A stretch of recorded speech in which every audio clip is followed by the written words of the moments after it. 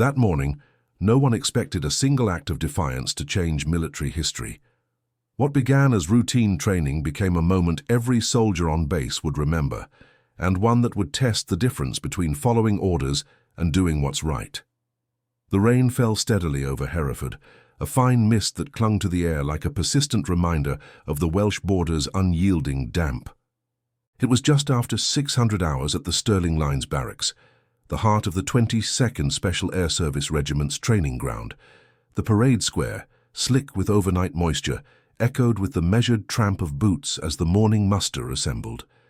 Private Elena Vasquez stood at the rear of her section, her posture impeccable despite the chill seeping through her combat jacket. She was one of the few women in the signals detachment, attached from the Royal Signals for a rotation of specialist training. At 28, she had the quiet bearing of someone who had learned to blend into the background, her dark hair pulled tight under her beret, her face set in the neutral mask required of all ranks.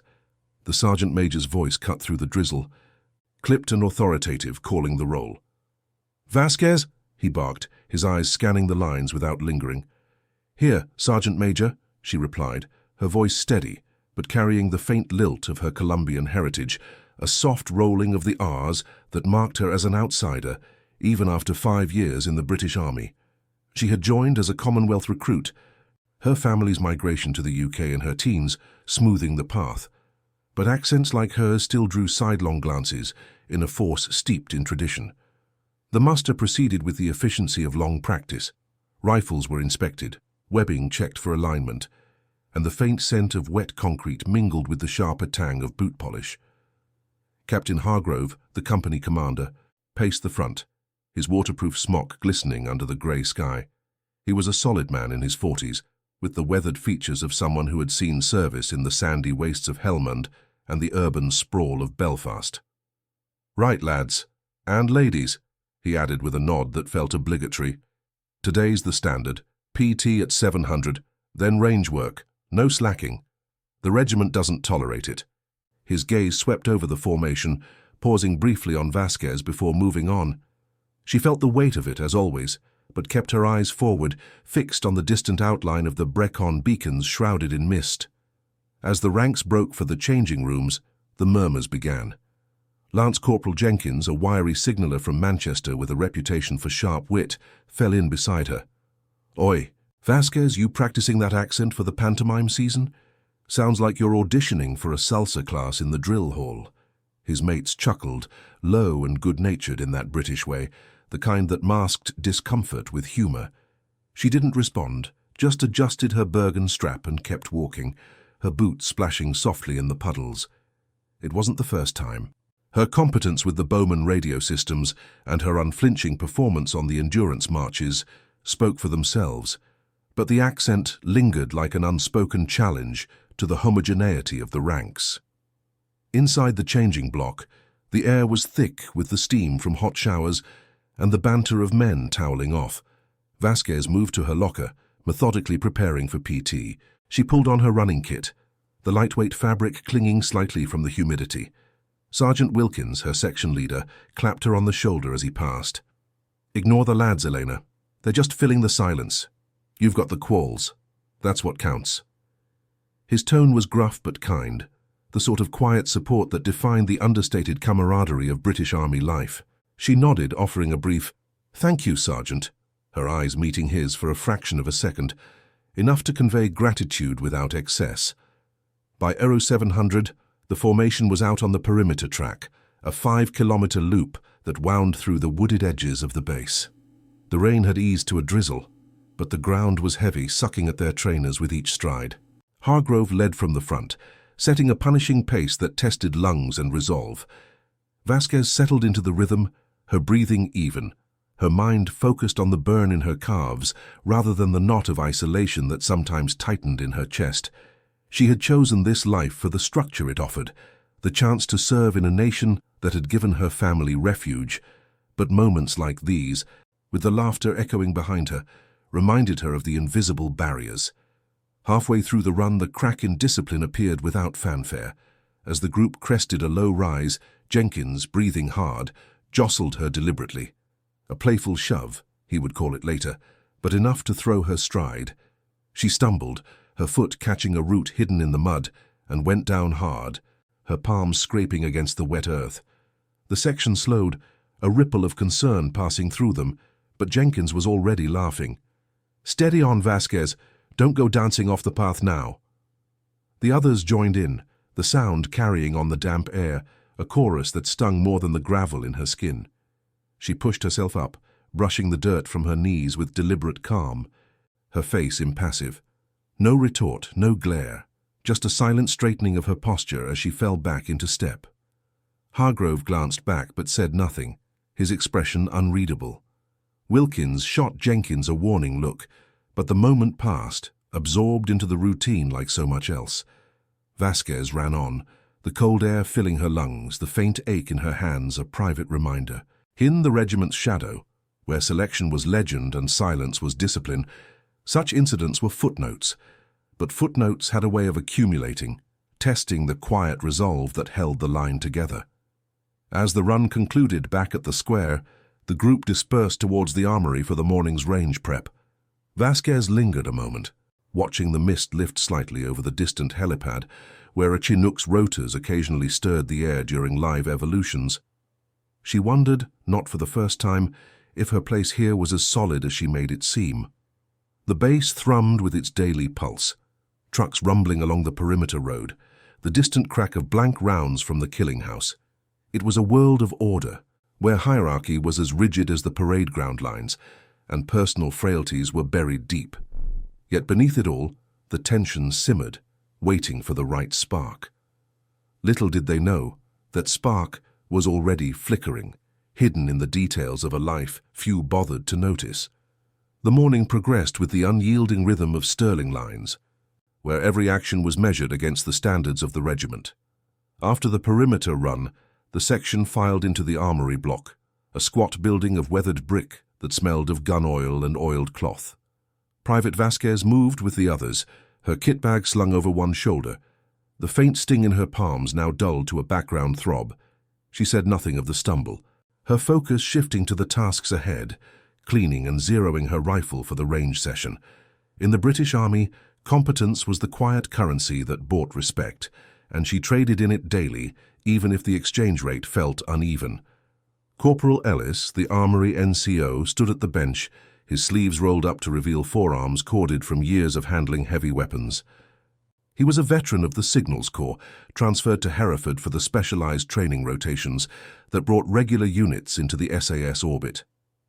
"Rifles out! Serial numbers up!" he called, his voice carrying the flat vowels of the West Midlands. The line formed efficiently. Privates at the rear, lance corporals like Jenkins in the middle, sergeants overseeing from the flanks. Vasquez took her place, presenting her SA-80 with the precision drilled into her since basic at ATR Purbright. Ellis inspected it methodically, sighting down the barrel, checking the bolt carrier for carbon residue. "Clean enough," he muttered, stamping her logbook with a thud. No praise, no criticism, just the nod that meant she had met the mark.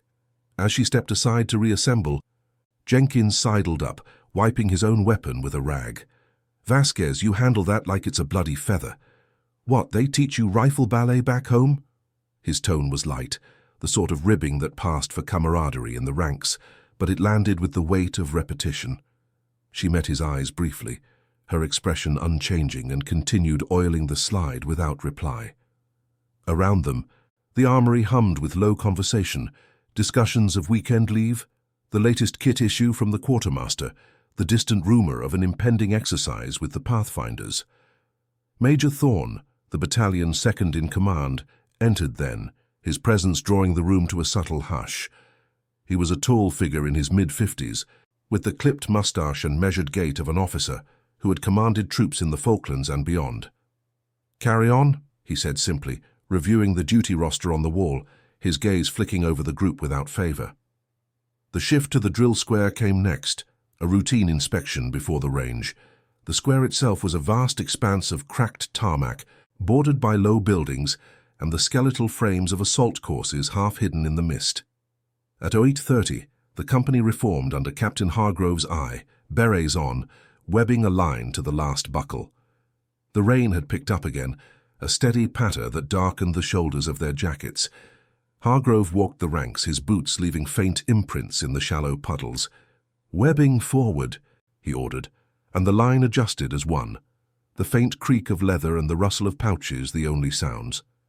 He paused at Vasquez, tugging lightly at her radio harness to test the fixings. "Secure?" he asked, his voice low and expectant. "Yes, sir," she replied, her accent threading through the words like a subtle undercurrent.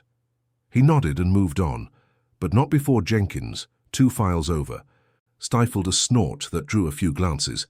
Sergeant Wilkins, ever the steady hand, positioned himself at the flank, his eyes scanning for lapses. He was a man of few words, his authority rooted in the quiet enforcement of standards rather than bombast. "Eyes front," he murmured to a private who had shifted weight, and the formation snapped back. Vasquez stood motionless, her breathing even, aware of the cold seeping up from the ground through her boots. She had excelled in the signals quals last month, top marks on encrypted comms protocols, even under simulated stress, but such achievements were logged in reports, not celebrated in the square. Here, in the heart of Hereford, where the SAS selection cadre watched from afar, visibility was a double-edged blade. Too much notice could invite scrutiny, too little dismissal. By midday, the routine carried them to the mess hall, a functional space of long tables and metal trays, its walls lined with faded posters on ration control and equal opportunities. The air inside was warmer, laced with the aroma of boiled cabbage, shepherd's pie, and the ever-present brew from the urn. The section queued in order of rank, privates first, majors last, a hierarchy as old as the colors. Vasquez collected her tray, a modest portion of pie, peas, and a mug of tea strong enough to stand a spoon in. She found a seat at the end of a bench, away from the central knot where Jenkins held court with tales of a recent exercise in the Brecons. And there I was, knee-deep in bog, thinking, "This is why we joined up, for the luxury," he quipped, eliciting chuckles from the lance corporals. His eyes flicked to her. "Vasquez, you ever miss the sun? Bet you'd trade this drizzle for a beach any day." She forked a piece of pie, chewing slowly, her response a mere incline of her head, neither agreement nor denial. Sergeant Wilkins sat across from her, buttering a slice of bread with deliberate strokes. "Leave it, Jenkins," he said mildly without looking up. "We've got range time after this. Focus on your grouping, not gossip." The table quieted fractionally, the scrape of cutlery resuming. Vasquez appreciated the intervention, though unspoken. It was the way of things here, where support came in deflections rather than declarations. Major Thorne entered last, taking a tray from the servery and joining the officer's end, his conversation with Hargrove limited to murmurs about logistics and the afternoon's schedule. As the meal wound down, the hall emptied methodically, trays stacked, mugs rinsed, the clatter fading into the background hum of the bass. Outside, the rain drummed on the roof, a constant underscore to the day's order. Vasquez cleared her place last, her movements efficient, betraying none of the internal tally she kept of these small barbs. Her competence was her shield, the flawless Morse code transmissions she'd relayed during night exercises, the steady hand on the console during mock intercepts. Yet, in this world of rigid lines and clipped commands, the accent marked her as the outlier, a quiet undercurrent to the discipline that bound them all. The afternoon loomed with range work, the sharp report of rounds echoing across the fields beyond the wire. But beneath the routine, the subtle frictions persisted, the glances, the withheld words, testing the reserves of those who chose silence over strife. In the SAS's shadow, where legends were forged in endurance rather than fanfare, such tests were the true measure of belonging. Vasquez stepped out into the drizzle, her posture unbowed, ready for whatever the day demanded next.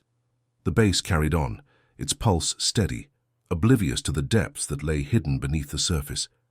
The rain had thickened by the time the section filed out of the mess hall, a relentless sheet that turned the paths between buildings into shallow streams.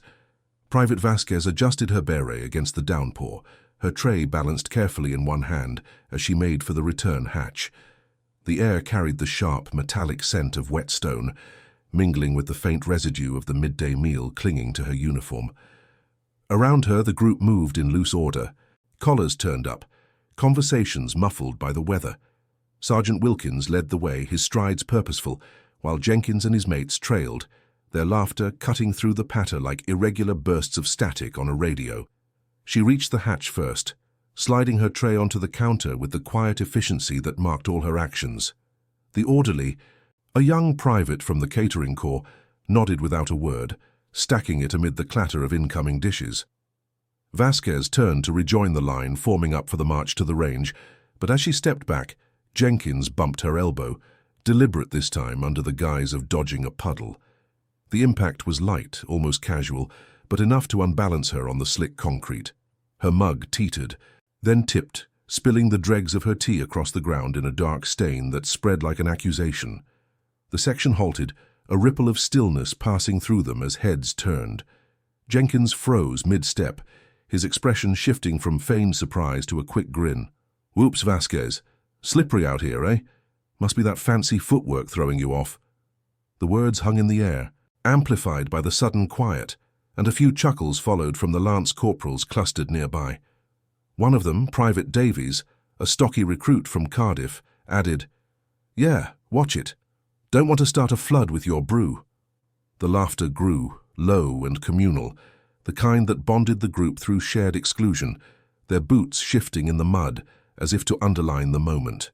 Vasquez stood there, the cold rain tracing rivulets down her neck, her hands empty now but for the faint warmth of the mug's handle lingering on her palm. She felt the eyes on her, the curious, the amused, the indifferent. Captain Hargrove pausing at the edge of the group, his brow furrowed but silent. No one moved to help. In the rigid etiquette of the ranks, such mishaps were personal to navigate.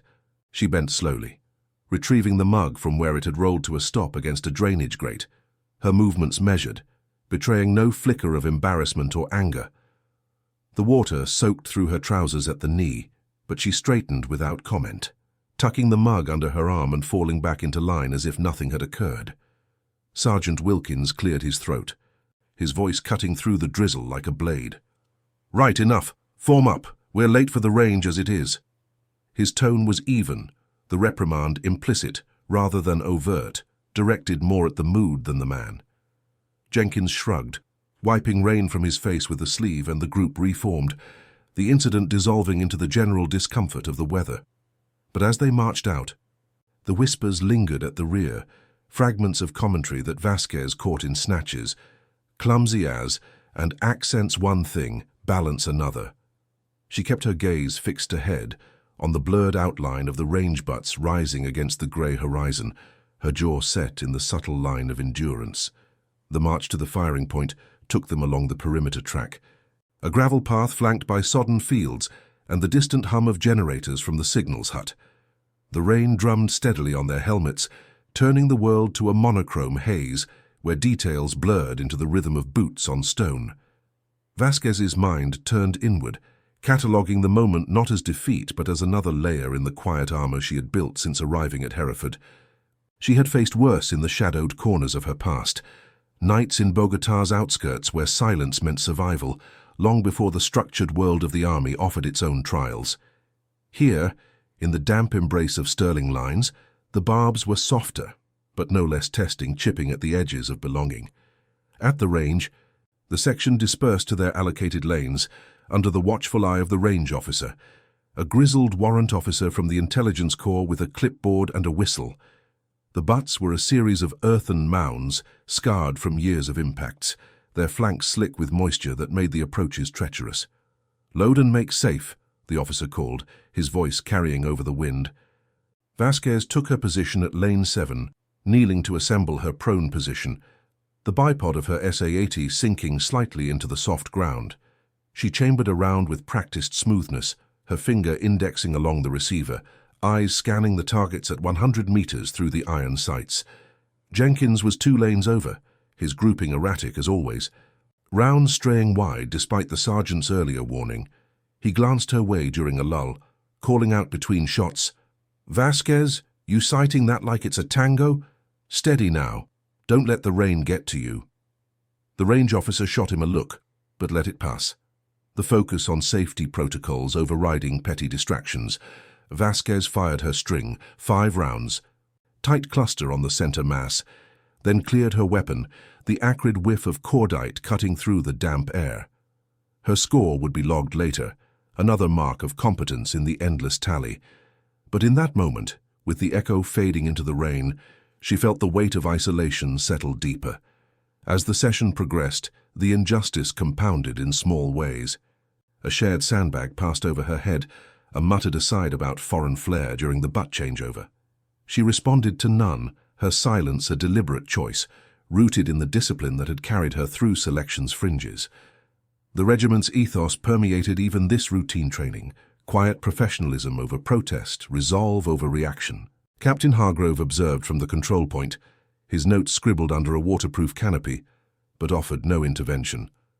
In the hierarchy of Hereford, where whispers travelled faster than orders, such moments were the unspoken tests of mettle. By late afternoon, as the rain eased to a mist and the section packed up, the air held a chill that seeped into bones. Vasquez slung her rifle, falling in for the return march, her uniform heavy with moisture. The stumble in the mud, the spilled tea, the sidelong jabs, they accumulated like the puddles underfoot, testing the boundaries of endurance. Yet she walked on, posture unyielding, the faint scar on her inner wrist, hidden beneath her cuff, a mark from a life before the uniform, itching slightly in the damp. It was a reminder of depths unseen, of operations half-remembered in classified briefs, where her signals work had bridged gaps in the dark. The base loomed ahead, its lights flickering on against the gathering dusk, the parade square empty now save for the patter of drops on tarmac. Wilkins clapped her shoulder as they entered the changing block. A brief, "Solid shooting, Vasquez," are the closest to affirmation the day would yield. She nodded, stripping off her wet kit in the steam-filled room, the warmth of the showers a temporary reprieve. Outside, the world carried on, trucks rumbling to the motor pool, the faint outline of a sentry post against the wire. But within the ranks, the subtle fractures widened, waiting for the observer who might see beyond the surface. Comment where you're watching from. I want to know how far stories of courage and integrity can reach. The evening settled over Sterling lines like a heavy blanket, the mist from the afternoon's rain lingering in the hollows of the base.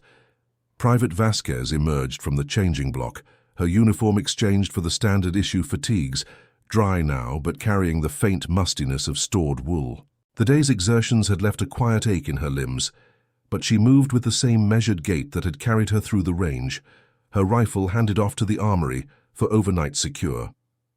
The parade square stretched empty before her, its surface pooling with shallow reflections of the sodium lamps flickering to life along the perimeter. Distant voices echoed from the NAFI, the non-commissioned officers' club, where off-duty personnel gathered for a pint and the low murmur of debriefs. But Vasquez had no inclination for it. She turned towards the signals hut, her assigned duty station for the evening watch, a routine check of the encrypted links that tied the base to broader networks. The path wound past the officers' mess, a low building of red brick softened by ivy, its windows glowing with the warm light of strategy sessions. Sergeant Wilkins overtook her briefly, nodding as he passed. "Evening shift, Vasquez? Keep it tight. Thorns on rounds tonight." His words were matter-of-fact, the subtle encouragement woven into the order.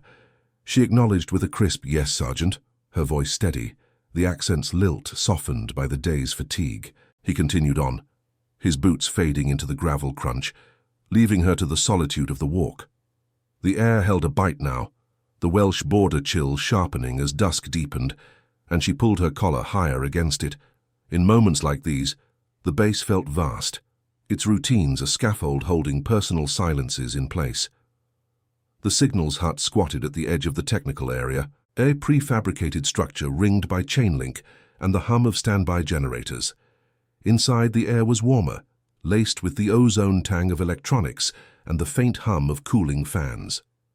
Vasquez logged in at the console, her fingers moving over the keyboard with the precision of long habit, verifying satellite uplinks, running diagnostics on the Bowman terminals that formed the regiment's lifeline in the field. The screens glowed blue in the dim light, casting shadows across her face as she worked. No one disturbed her here, The hut was her domain, where competence spoke louder than words, and the isolation suited the quiet rhythm of her thoughts. It was nearing 2,000 hours when the door opened with a soft click, admitting a figure who moved without announcement. Vasquez glanced up briefly, her posture unchanging as she registered the newcomer, a man in his late 40s, dressed in the subdued fatigues of the regiment, his rank slides bearing the winged dagger insignia of the SAS. Colonel Alistair Grant, though she did not know his name yet, commanding officer of a visiting cadre from Credenhill, here to oversee a joint exercise on unconventional warfare protocols. He was a lean presence, his face etched with the lines of desert campaigns and urban shadows, his eyes sharp under brows that needed no arch to convey assessment. He carried no beret, just a clipboard under one arm, and his entry stirred the air like a subtle shift in pressure. "Carry on," he said simply, his voice low and even, the clipped tones of Edinburgh carrying no emphasis. He did not approach the console but took a position by the map wall, scanning the tactical overlays pinned there, routes through the Brecons, frequency allocations for mock intercepts. Vasquez returned to her work, her keystrokes steady, but she felt the weight of his presence. The way his stillness filled the room more than any conversation might. In the SAS, observation was a craft, honed in selection's crucibles, and Grant embodied it. No wasted motion, no overt scrutiny, just the quiet absorption of details. As she patched through a test transmission to a relay station in the Midlands, her cuff rode up slightly on her wrist, a momentary slip as she adjusted the microphone. The faint scar there caught the light, a thin, irregular line, no wider than a blade's edge, curving along the inner forearm like a forgotten signature. It was old, faded to silver against her skin, from a night 5 years prior in a classified outpost on the Afghan-Pak border, where her signals intercept had unraveled a Taliban ambush mid-execution. The regiment had pulled her in then, a temporary attachment for her linguistic edge on Spanish-inflected Pashto dialects, her work saving a 4-man patrol from exfiltration failure. The scar marked the cost, a stray round through the comms tent's flap, but it was classified, buried in redacted reports, known only to those who had been there. Grant's eyes flicked towards it, unhurried, registering the mark before returning to the maps. He said nothing, but his posture shifted imperceptibly, a subtle straightening of the shoulders, the kind that spoke of recognition without declaration. Vasquez lowered her sleeve, continuing the diagnostic, her expression neutral. The hut fell into a companionable quiet, broken only by the beep of a confirmed link and the distant rumble of a Land Rover on the access road. Minutes stretched, the clock ticking towards the half-hour. Grant set down his clipboard and approached the console at last, not crowding her space but halting a respectful distance away. He leaned slightly to view the screen, his gaze tracing the data streams. "Solid trace," he observed, the words neutral almost to himself. "Clean handover on the Freck." It was praise in the regiment's lexicon, factual, unadorned, and Vasquez met it with a nod, her fingers pausing on the keys. "Standard procedure, sir," she replied, her voice even, the accent threading through without apology. He lingered a moment longer, his eyes meeting hers in a steady hold that conveyed more than words.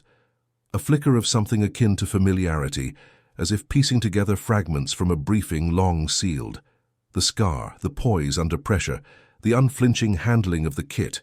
It aligned with whispers from old ops logs, the unsung signals operative who had bridged the gap in a dust-choked valley. No questions followed.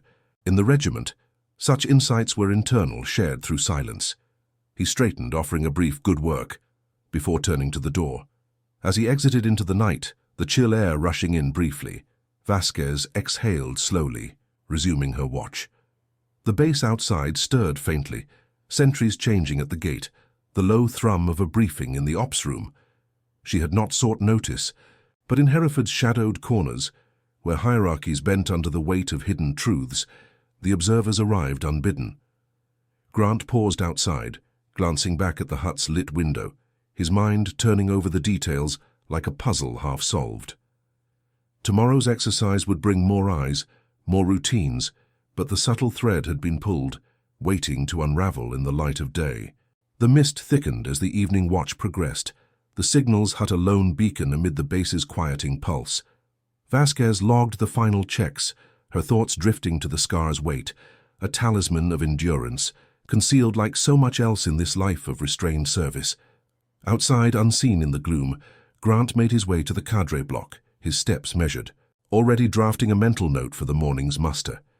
In the regiment's world, recognition brewed in stillness, a quiet force that could shift the ground beneath the unaware. The dawn broke grey over Sterling lines, the kind of Hereford morning where the mist clung to the ground like a held breath, muting the outlines of the assault course and the distant helipad. It was 0600 hours, and the parade square assembled under a sky heavy with the promise of more rain. Private Vasquez stood in her place at the rear of the signals section, her boots planted firmly on the damp tarmac, uniform pressed to regulation despite the night's watch. The air carried the sharp tang of wet grass from the adjacent fields, mingling with the faint polish of freshly inspected rifles stacked nearby. She had slept little after her shift, the signals hut's hum echoing in her ears, but her posture betrayed none of it, shoulders square, eyes fixed on the horizon where the Brecon beacons loomed as shadowy sentinels. Captain Hargrove called the muster to order, his voice carrying across the square with the clipped precision of long habit. Fall in by sections, rifles present. The ranks snapped to, the faint creak of webbing and the shuffle of feet, the only disruptions to the stillness. Lance Corporal Jenkins stood 2 files over, his expression neutral now in the formal lines, though Vasquez caught the occasional sidelong glance from him and Private Davies. Remnants of yesterday's barbs, softened by routine but not erased. Sergeant Wilkins positioned himself at the flank, his gaze sweeping the formation for alignment, while Major Thorne observed from the officer's dais, clipboard in hand, the lines of his face etched deeper by the pallid light. The muster proceeded methodically. Roll call, a brief weather brief from the Met Office predicting persistent drizzle, and the assignment of the day's evolutions. A joint drill with the visiting SAS cadre on close-quarter battle tactics in the Killing House. Whispers rippled through the ranks at the mention, the regiment's presence always stirring an undercurrent of anticipation in Hereford. Colonel Grant arrived then, stepping onto the square from the cadre block, his fatigues unmarked by rank insignia, save for the subtle wings on his shoulder. He was accompanied by 2 other SAS officers, their movements economical, faces impassive as they took position at the front. No fanfare. In the regiment, authority was worn like a shadow not proclaimed. Hargrove saluted crisply. "Sir, company ready for inspection." Grant returned it with a nod, his eyes scanning the lines without haste, absorbing the details. The alignment of berets, the set of chins, the subtle variances in posture that spoke of experience or its lack. He walked the front slowly, boots echoing softly on the tarmac, the mist beading on his sleeves. The company held its breath, the square a tableau of rigid discipline, where even the drip from overhanging eaves seemed measured.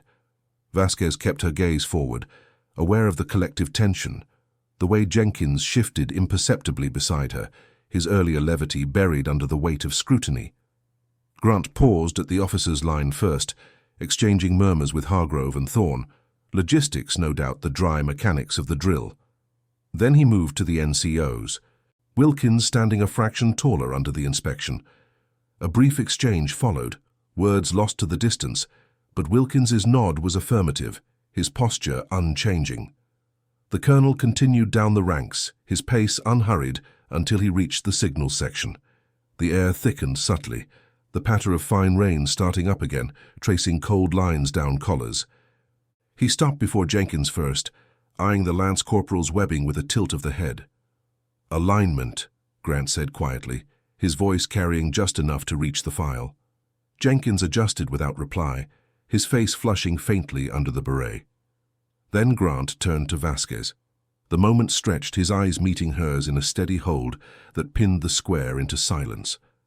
No words at first, just the assessment deep and unblinking, taking in the neutral set of her jaw, the competence in her stance. The scar on her wrist was hidden now, sleeve buttoned tight against the damp, but the memory of it lingered in his gaze, a thread connecting the signals hut's glow to this exposed moment.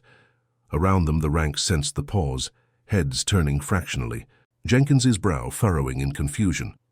Hargrove shifted at the front, but held his position, the hierarchy demanding patience. Grant's voice broke the quiet, low and even, addressed not to her, but to the formation as a whole. This section handles the comms backbone for today's evolution. Precision matters more than you might think. His words were general, but his eyes remained on Vasquez, the implication woven into the stillness. He stepped closer, close enough that she caught the faint scent of his aftershave, clean and understated, cutting through the rain's metallic edge. "Private," he said, the rank carrying a subtle weight. "Your quals precede you. The bowman links from last night's watch, flawless handover. But it's the fieldwork that counts." It was not praise, not overtly. In the regiment's lexicon it was acknowledgement, the kind that bridged classified voids. The square held its collective breath, the drizzle intensifying to a soft drum on the tarmac. Jenkins leaned forward slightly, his confusion evident, while Davies exchanged a glance with another private, the whispers quelled by the moment's gravity. Grant did not elaborate, no dramatic reveal, no raised voice. Instead, he raised his hand in a salute, slow and deliberate, the gesture aimed squarely at Vasquez. It was not the formal parade salute of officers to ranks, but something deeper, the regiment's mark of respect, reserved for those who had stood in the shadows of ops unbound by briefings. Her hand rose instinctively to return it, her posture unchanging, but inside, the quiet knot of isolation eased fractionally, replaced by a reserved understanding. The action rippled outward like a stone in still water. Hargrove's eyes widened imperceptibly, Thorne's clipboard lowering as realization dawned. Wilkins stood a touch straighter, his nod to her almost imperceptible across the files. Jenkins froze, the color draining from his face, the earlier jabs replaying in his mind like a misfired round. The ranks shifted subtly, postures correcting, eyes widening in the silent calculus of hierarchy upended. No one spoke. The rain filled the void, pattering steadily as Grant lowered his hand, his expression unaltered. "Carry on," he said to Hargrove, turning back to the front, but the words hung, transforming the square's air from routine tension to something charged with unspoken legacy. Vasquez held her position, the salute's echo lingering in her palm, a bridge to the Afghan night where her intercept had pulled a patrol from the brink. 4 SAS operators, their call signs etched in her logs, lives owed to a signal cut through static and dust. It was classified, redacted to footnotes in personnel files, but here in the open square, it surfaced not in words but in the colonel's stillness, the shared eye contact that conveyed the debt without declaration. The mockery of accents and stumbles receded, exposed as the shallow barbs they were against this hidden depth. As the muster broke for the Killinghouse brief, the section moved in hushed order, boots splashing through shallow puddles. Jenkins avoided her gaze, falling in behind Davies, while Wilkins clapped her shoulder lightly, a silent affirmation. The mist swirled around them, the bass awakening to its daily rhythm, generators humming to life, the distant crack of practice rounds from the range. But the square bore the imprint of the moment, a quiet fracture in the rigid lines, where recognition had arrived unbidden, reshaping the unseen currents of respect. Vasquez walked on, her steps measured, the rain tracing familiar paths down her neck, the weight of the past now shared in the regiment's subtle code. In Hereford's damp embrace, honor was forged not in fanfare, but in the steady hold of a salute under the grey sky. The parade square emptied with a subdued efficiency, the ranks dispersing towards the Killinghouse, in files that maintained formation despite the lingering hush. Private Vasquez walked at the rear of her section, her boots striking the wet tarmac with the same measured rhythm as always, though the air around her felt altered, thicker with the unspoken. The drizzle persisted, a fine veil that blurred the edges of the assault course looming ahead, its wooden frames slick and shadowed under the overcast sky. She kept her eyes forward, aware of the subtle shifts. Jenkins now a step behind, his usual banter silenced, replaced by the scrape of his heels on gravel, as if testing the ground anew. Sergeant Wilkins led the flank, his posture unchanged, but a faint nod in her direction conveyed the quiet solidarity that defined their exchanges. Captain Hargrove strode at the front, conferring in low tones with Major Thorne, their voices lost to the patter of rain on waterproofs. The colonel's salute had etched itself into the moment like a rifle's zeroing mark, precise, unerasable. No one had questioned it openly. In the British Army's code, such gestures from the regiment carried their own authority, demanding deference without explanation. Yet the ripples spread.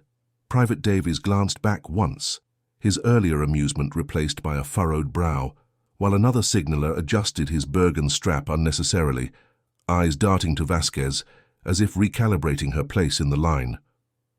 The killing house stood at the base's periphery, a squat structure of reinforced concrete and mock doors, its interior a labyrinth of simulated urban threats designed to hone reactions under pressure. The visiting SAS cadre had already assembled outside, a small group of operators in subdued gear, their faces impassive masks against the mist. Colonel Grant positioned himself at the entry point, clipboard exchanged for a stopwatch, directing the brief with clipped efficiency. Sections in rotation, signals team on overwatch first, comms feed to the control room, no deviations. His gaze swept the arriving company, pausing on Vasquez without emphasis, but the contact held a fraction longer, an acknowledgement woven into the routine. Hargrove nodded, turning to his troops. "You heard the colonel.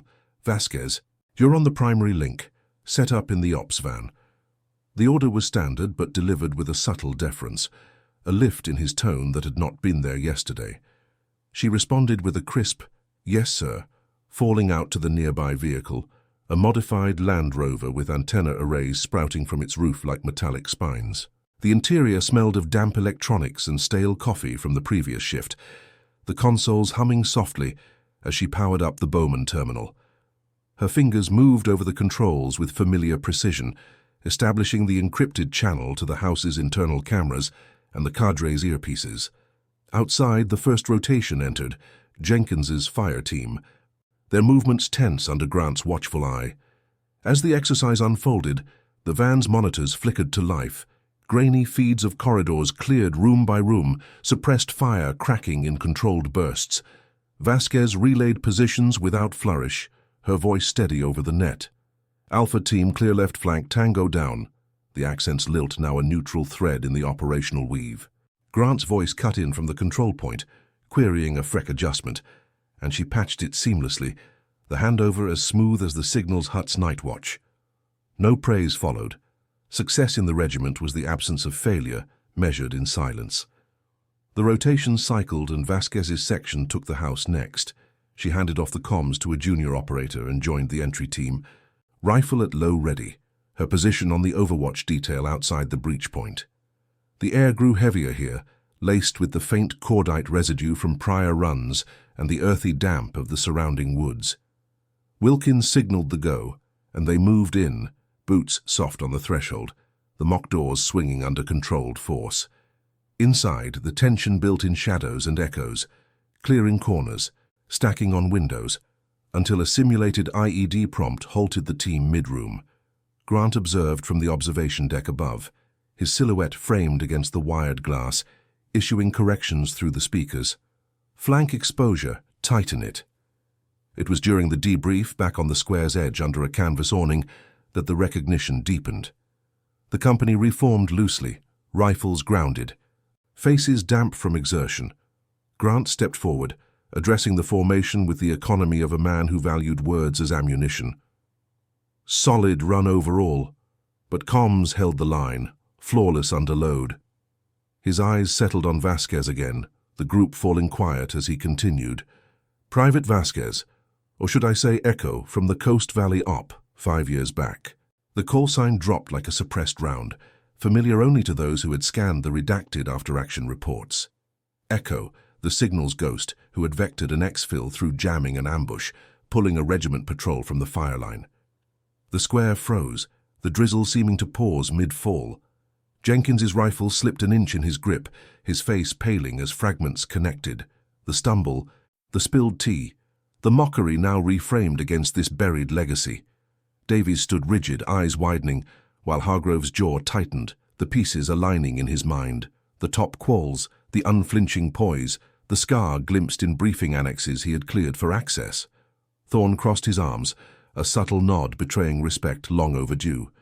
Vasquez met Grant's gaze steadily, her posture unchanging, the internal reserve holding firm. No surprise, no elaboration. "Sir?" she replied simply, the word carrying the weight of shared silence. Grant stood at attention then, a formal stance that amplified the moment without drama, his boots aligned to the awning's edge. "Your intercept saved lives that night, 4 of mine and the chain beyond. The regiment doesn't forget." It was not a speech, but a statement, delivered in the low timbre of Edinburgh restraint, the rain drumming softly on the canvas overhead. Shame rippled through the ranks like a fault line. Jenkins averted his eyes, the levity of yesterday's jabs curdling into regret, his shoulders hunching fractionally under the beret. Whispers died unborn, respect rose in their place, postures straightening as the hierarchy bent to accommodate the truth. Wilkins offered a brief clasp of her forearm, unspoken affirmation, while Hargrove stepped forward, his voice even.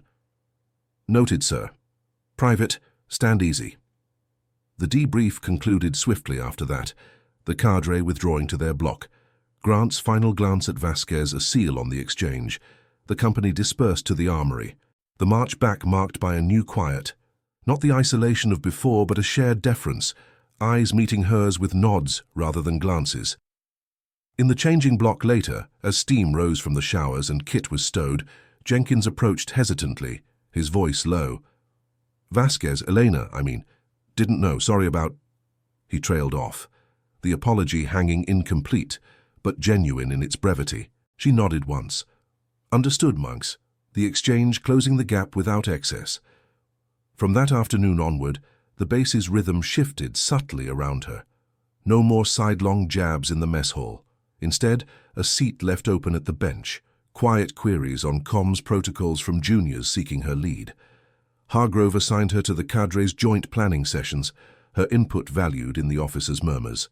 The rain fell as always over Hereford, cold air whispering through the drill square at dawn, but the quiet professionalism now included her fully, a thread woven into the regiment's enduring fabric. Moral courage, tested in silence, had earned its due, not in fanfare but in the steady alignment of ranks where hidden pasts surfaced to redefine the line.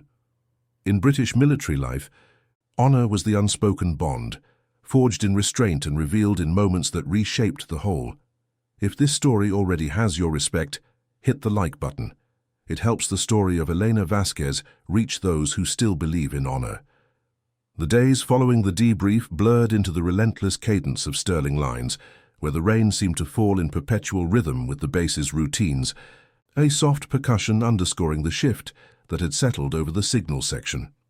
Private Vasquez rose at 5:30 as always, the chill of the Welsh borders seeping through the thin walls of her barrack room, the faint scent of damp wool clinging to her fatigues as she dressed. The parade square lay shrouded in mist that morning, the tarmac slick underfoot, but the formation assembled with a precision that felt altered, subtler, more attuned. No sidelong glances met her as she took her place. Instead, the ranks aligned with an unspoken deference, boots striking the ground in unison, the air heavy with the polish of boots and the quiet resolve of men who had recalibrated their judgments overnight. Sergeant Wilkins called her forward during the morning brief, his voice carrying the same gruff evenness, but now laced with a thread of inclusion. "Vasquez, you'll lead the comms setup for the Pathfinder's link-up this afternoon. Colonel Grant's cadre wants your input on the Far EQ sweeps." It was a standard assignment, yet delivered with the weight of endorsement, Hargrove nodding from the front without comment, his eyes meeting hers in a brief affirming hold. She acknowledged with a crisp, "Understood, Sergeant," her posture unchanging, the accent's lilt threading through the words like a familiar signal in the static. Jenkins stood silent 2 files over, his usual quip absent, replaced by a focused stare at the horizon, the memory of his earlier barbs now a private reckoning etched in the lines of his face. The morning's PT run wound through the perimeter track, the ground heavy with overnight moisture, sucking at their trainers with each stride. Vasquez settled into the pace, her breathing measured, the burn in her calves a familiar anchor amid the change. Davies, who had chuckled at the spilled tea just days prior, fell in beside her without invitation, his voice low against the patter of drizzle. "Heard about the valley op, proper work that. Saved the lads' skins."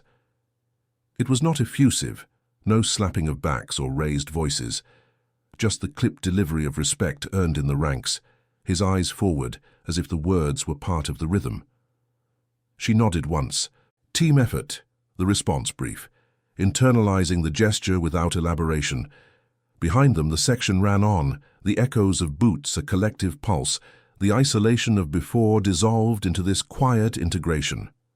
By midday, the mess hall hummed with its usual clatter, trays scraping, the aroma of stew and strong tea filling the air, but the dynamics had realigned. Vasquez collected her portion, the servery orderly offering a subtle ma'am that carried beyond protocol, and she found her place at the central bench, no longer at the end. Jenkins sat across, buttering his bread with deliberate strokes, his gaze lifting to meet hers. "Elena, mind if I sit? Got a query on the Bowman handover from last week's drill." The question was genuine, stripped of mockery, his Manchester vowels softened by humility. She inclined her head. "Go on." And as he outlined the issue, a freck glitch under load, others leaned in, the conversation flowing into technical details, her explanations met with nods rather than interruptions. Wilkins observed from the flank, a faint approval in his posture, while Major Thorne, at the officer's end, glanced over once, his clipboard idle for a moment. The afternoon brought the joint evolution with the Pathfinders, a tactical insert simulation across the Brecon training area where the cadre's Land Rovers churned mud along firebreak tracks. Vasquez manned the mobile command post, a canvas-sheltered setup amid the rolling hills, the air sharp with pine and wet earth. Colonel Grant arrived unannounced, his vehicle pulling up with the low growl of diesel, stepping out in subdued gear that blended with the terrain. He approached the console without preamble, eyes scanning the readouts as she patched the Overwatch feed. "Echoes touch, clean as the valley," he murmured, the call sign a private bridge, his stance at attention beside her station, shielding the setup from the wind. No salute this time. Just the stillness of shared legacy, his presence a silent endorsement that drew the Pathfinder's NCOs to confer, their questions directed through her with deference. As the exercise progressed, teams advancing through simulated patrols, her relays guiding exfil vectors, the base's whispers had evolved. In the changing block later, as steam rose from the showers and kit was aired, fragments of conversation drifted. Didn't clock her background regiment owes her, from a cluster of lance corporals, their tones low, respectful. Jenkins, toweling off nearby, added quietly, "Learned that the hard way," the self-deprecation a bridge to amends, met with murmurs of agreement rather than laughter. Vasquez moved through it all with reserved poise, stowing her Bergen with methodical care, the scar on her wrist a hidden talisman now echoed in the rank's regard. Evenings brought a deeper transformation, the NAFI's low hum including her in its orbit. She joined a table of signallers one night, the air thick with the scent of ale and pipe smoke from the permitted few, discussions turning to ops law without probing her past. Grant's cadre lingered on base for the week, their observations weaving her into briefings, Hargrove citing her quals in strategy sessions, Thorne assigning her to mentor the juniors on intercept protocols. The rain fell steadily outside, drumming on the roof like a persistent drill, but within the rigid hierarchy, respect had risen like mist lifting at dawn, exposing the solid ground beneath. No one mocked the accent now. It had become a mark of distinction, the rolling R's a subtle reminder of the diverse threads binding the regiment. Whispers shifted from exclusion to quiet legend. Echoes, the one who pulled it off in Coast, passed in the armory like a classified brief, fostering a legacy that needed no proclamation. Vasquez carried it internally, her competence amplified. The silent suffering of before transmuted into dignified belonging. In the cold air of Hereford's yards, where boots echoed through the parade square and moral courage tested the line, the transformation held a quiet honor, reserved and enduring, reshaping the whole without fanfare. From that revelation onward, Sterling lines pulsed with a renewed discipline, where hidden pasts surfaced to affirm the ethos of restraint. the true measure of service in the shadows of the regiment. Weeks turned to months at Stirling Lines, the relentless cycle of training evolutions and base routines etching deeper grooves into the landscape of Hereford's damp confines. The rain came and went with seasonal predictability, a fine mist one dawn giving way to heavier sheets that hammered the parade square by midday, turning the tarmac into a mirror of grey skies. Private Elena Vasquez moved through it all with the same understated efficiency that had defined her since arrival, her beret aligned precisely, her strides measured against the gravel paths that linked the armory to the signals hut. The scar on her inner wrist, once a solitary echo of shadowed nights, now carried the subtle weight of shared knowledge, though she rarely dwelled on it. Introspection was a private affair in the regiment's orbit, expressed not in words, but in the steady performance of duty. The transformation in the ranks unfolded gradually, without the fanfare of announcements or formal commendations. Sergeant Wilkins began assigning her to lead the section's night watches more frequently, his briefings delivered in the clipped tones of approval. "Vasquez, take point on the encryption sweeps. Your trace work sets the standard." His eyes would meet hers briefly, a nod conveying the trust earned in silence before he turned to the roster. Captain Hargrove, in the officers' mess during strategy sessions, referenced her input without elaboration. "Echo's vector from the valley aligns here. Adapt it for the Brecon insert." The call sign slipping into the discourse like a familiar coordinate, drawing subtle affirmations from Major Thorne across the table. No one probed the details. In British military culture, classified legacies were honored through application, not dissection. In the mess hall, the benches filled with the familiar aromas of boiled potatoes and stewed meat, the clatter of trays a constant underscore to conversations that had evolved. Jenkins, once the source of sidelong jabs, now sought her out during breaks, his questions on radio protocols delivered with a deference masked as practicality. "Elena, that freak lock you ran last exercise, how'd you hold it through the interference? Proper kit whisperer you are." His Manchester accent carried no trace of mockery, just the earnest curiosity of a man who had learned the cost of underestimation. She responded concisely, sketching a diagram on a napkin with the point of her knife. "Anchor on the primary, bleed to secondary if it spikes." And he nodded, absorbing it without flourish, the exchange sealing another layer of the quiet amends. Private Davies, too, contributed when the group discussed the latest Pathfinder drill, his Cardiff lilt adding, "Your Overwatch kept us tight. Owed you that one."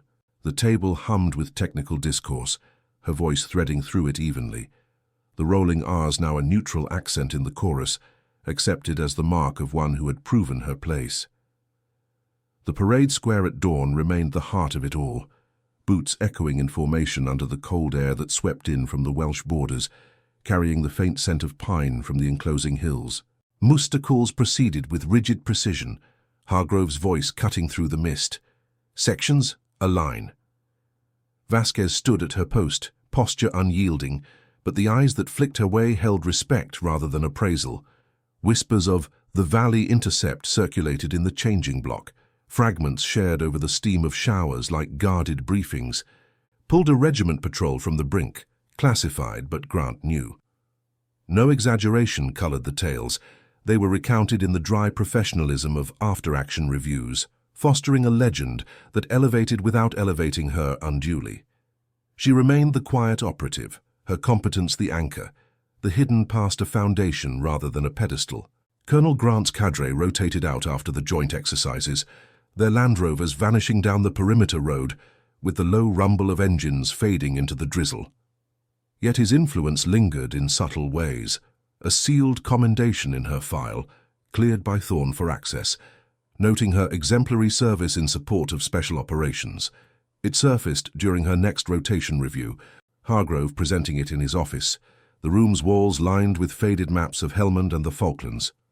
"Regiment's mark," he said simply, sliding the paper across the desk, his gaze steady. "Carries weight. Well deserved." She accepted it with a nod. "Thank you, sir."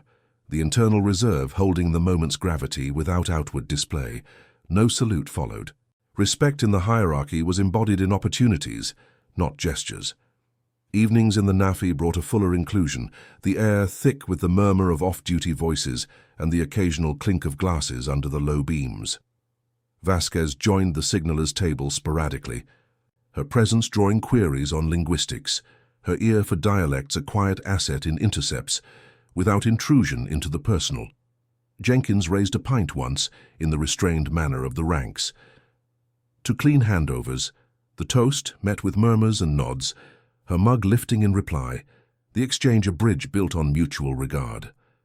Outside, the rain pattered against the windows, the base's lights casting pools on the wet concrete, a reminder of the enduring damp that mirrored the subtle persistence of change. From that public reckoning onward, no one mocked the accent or staged a stumble. The barbs had dissolved into the mist, replaced by the quiet dignity of recognition. Vasquez became a legend in whispers, a figure of moral courage who had confronted injustice through silence, her hidden involvement in SAS-linked operations emerging to affirm the bonds of service. The base carried on, its rigid hierarchy intact, but enriched by the lesson. In the cold yards of Aldershot or the drill squares of Credenhill, true honour lay in restraint, in the internal resolve that withstood mockery until the moment of revelation aligned the ranks anew. In the quiet professionalism of British military life, such transformations were the silent pulse, where injustice yielded to institutional respect, and legacies endured not in acclaim, but in the steady tramp of boots under Hereford's endless reign. Subscribe for more stories of loyalty, courage, and justice within the ranks. Thank you for watching the case of They Laughed at Her Accent, until the SAS colonel saluted her first in Hereford. See you in the next one.